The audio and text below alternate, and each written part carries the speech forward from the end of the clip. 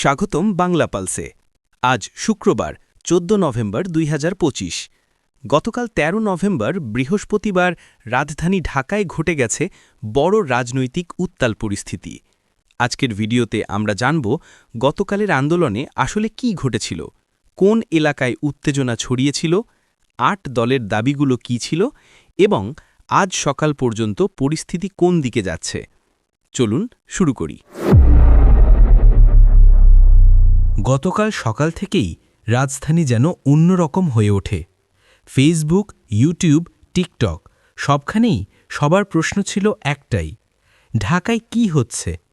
আর আজ সকালে দেখা যাচ্ছে সেই ঘটনার প্রভাব এখনও পুরোপুরি কাটেনি। এখন আমরা জানব ঠিক কি ঘটেছিল এবং আজকের আপডেট কি বলছে। গতকাল বৃহস্পতিবার সকাল ৯টা থেকে রাজধানীর পল্টন, মতিঝিল, গুলিস্তান, শাপলা চত্বর এই ৪টি জায়গা সবচেয়ে উত্তেজনাপূর্ণ ছিল। জামায়াতে ইসলামী এবং তাদের সঙ্গে থাকা ৮টি দল পূর্বঘোষিত কর্মসূচি অনুযায়ী রাজধানীর বিভিন্ন জায়গায় জড়ো হতে থাকে। তাদের প্রধান দাবি ছিল বাংলাদেশের ভবিষ্যৎ নির্বাচনের জন্য জুলাই ন্যাশনাল চার্টার পূর্ণ বাস্তবায়ন এবং একটি নিরপেক্ষ নির্বাচনী পরিবেশ তৈরি করা। গতকাল সকাল ১০টার পর থেকে বড় বড় মিছিল রাস্তা ভরতে শুরু করে। স্লোগান, ব্যানার, মাইকে বক্তব্য সব মিলিয়ে পুরো এলাকা রাজনৈতিক তাপে ভরে ওঠে। ৮ দলের প্রধান দাবিসমূহ: ১. জুলাই ন্যাশনাল চার্টার বাস্তবায়ন। ২. নিরপেক্ষ নির্বাচন ও অংশগ্রহণমূলক ভোট। ৩. রাজনৈতিক মামলার নিরপেক্ষ বিচার। ৪. দানত্রিক অধিকার নিশ্চয়তা। ৫. নির্বাচন কমিশনকে সম্পূর্ণ স্বাধীন করার ঘোষণা। নেতাকর্মীরা বলেন, এটা শুধু রাজনৈতিক আন্দোলন নয়, এটা দেশের ভবিষ্যৎ নির্ধারণের আন্দোলন।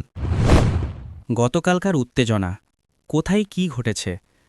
গতকাল কয়েকটি এলাকায় পরিস্থিতি গরম হয়ে ওঠে।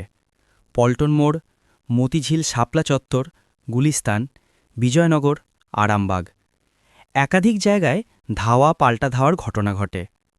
কোথাও কোথাও ইট পাটকেল নিক্ষেপের খবর পাওয়া যায়। পুলিশকে ব্যারিকেড বসাতে হয় এবং অতিরিক্ত ফোর্স মোতায়েন করা হয়। সন্ধ্যার দিকে যানজট তীব্র আকার নেয়, অনেক দোকান আগেভাগেই বন্ধ হয়ে যায়।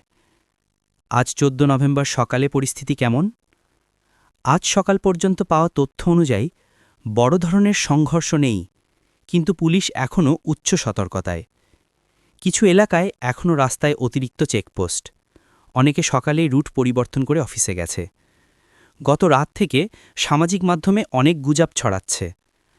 আজ সকালে পল্টন এলাকায় দোকানপাট আংশিকভাবে খুলেছে, তবে ব্যবসায়ীরা বলছেন গতকালের মতো উত্তেজনা না থাকলেও পুরোপুরি স্বাভাবিক হতে সময় লাগবে।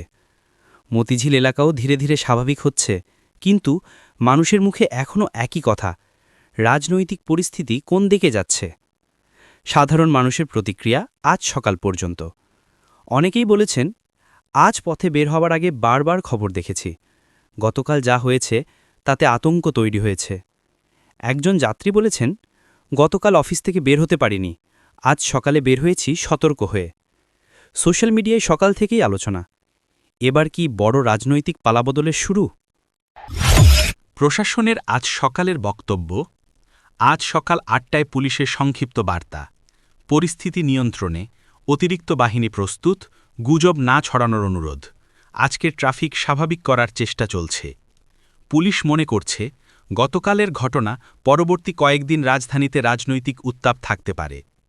এই ঘটনার গুরুত্ব আজকের দৃষ্টিতে। গতকালকার আন্দোলন রাজনৈতিকভাবে বড় বার্তা দিয়েছে। ৮টি দল একসঙ্গে নামায় ভবিষ্যতে নির্বাচনী প্রক্রিয়ায় বড় প্রভাব পড়তে পারে।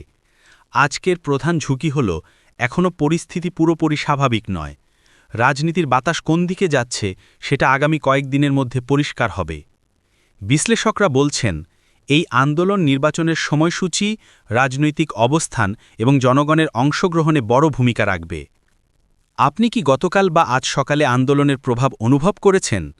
কমেন্টে আপনার অভিজ্ঞতা জানান এবং বাংলা পালসে সাবস্ক্রাইব করুন। আমরা প্রতিদিন আপনাকে দিচ্ছি দেশের সবচেয়ে গুরুত্বপূর্ণ খবর, বাস্তব আপডেট এবং বিশ্লেষণ। ধন্যবাদ, আবার দেখা হবে পরবর্তী ভিডিওতে।